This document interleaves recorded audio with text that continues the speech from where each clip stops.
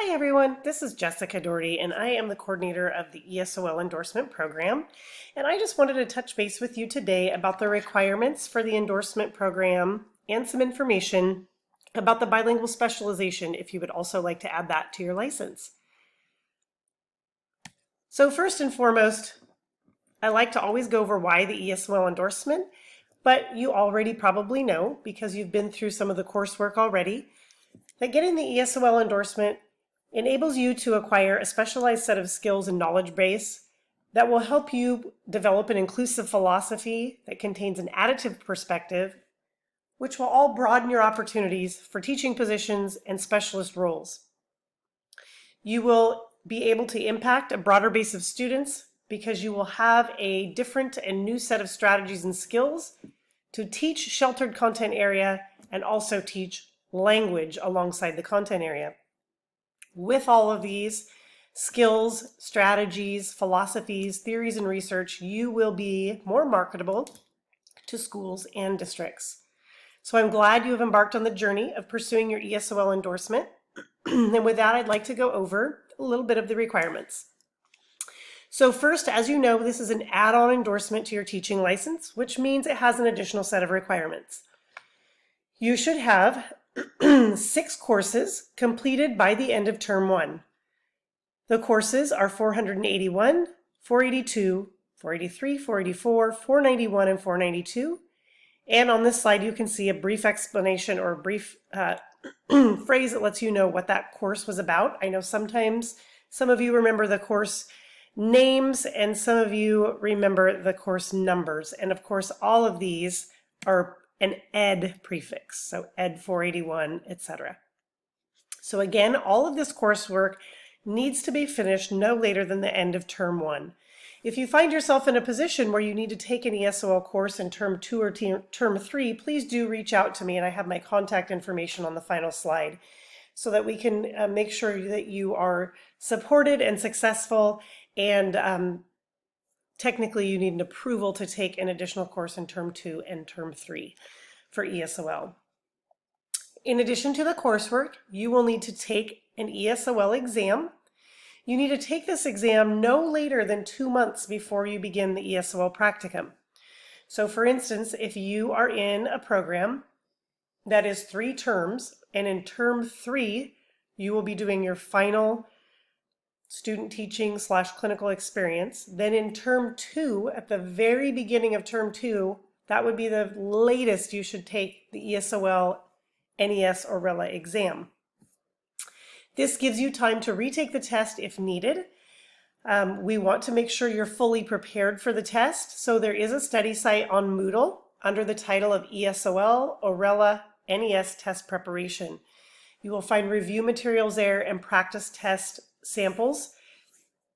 It is there are also some sample test questions on the RELA NES website when you go there to register.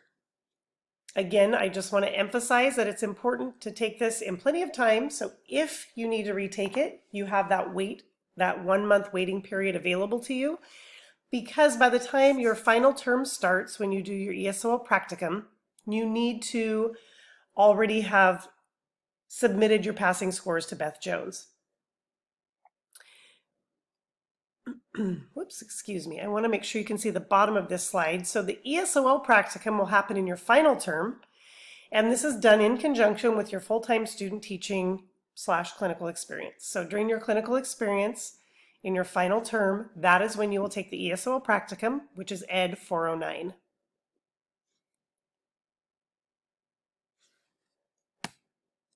So in your ESOL practicum that happens in your final term, you will need to be in a placement that has around 20% emergent bilinguals. An ESOL endorsed clinical teacher will also need to be assigned to you to support you through the process. And this placement is finalized in term 2 through ZIG.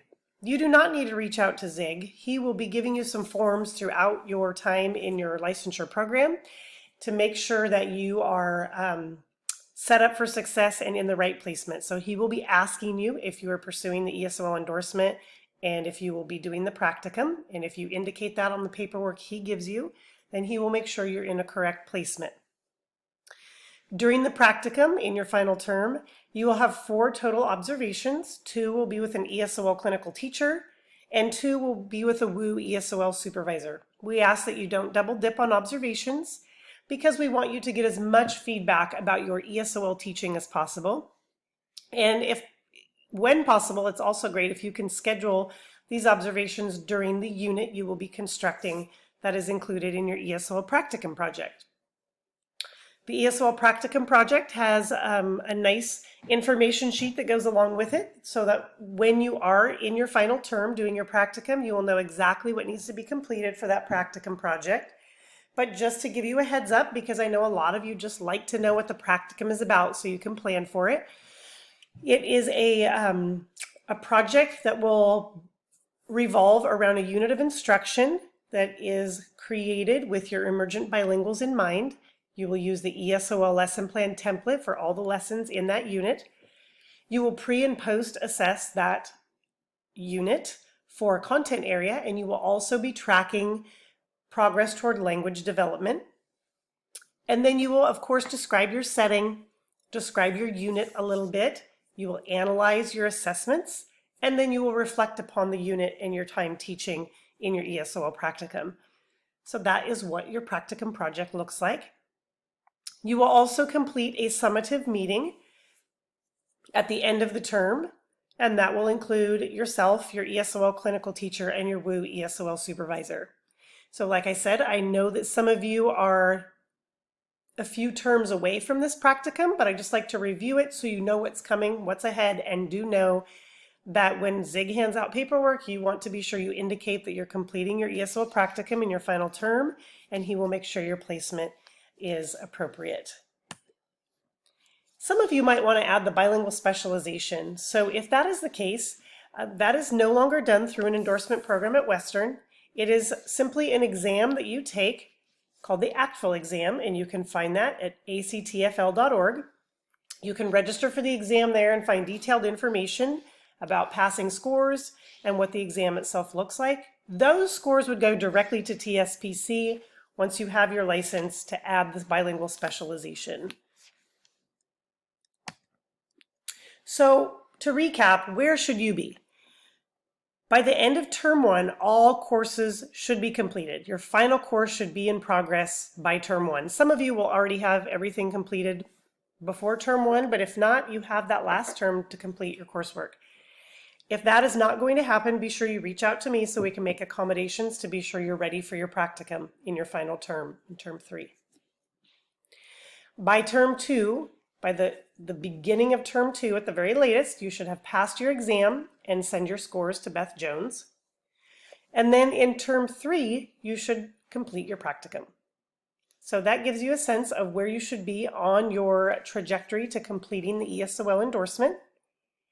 During term 3, Beth Jones and Zig will be working with you to make sure the ESOL endorsement, that you're recommended for the endorsement by the end of the practicum, and that is added to your license.